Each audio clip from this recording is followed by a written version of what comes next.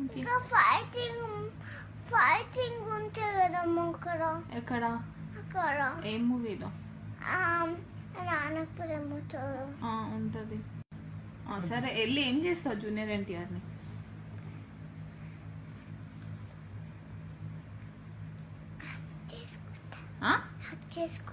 చేసుకొని చేసి పెడతా.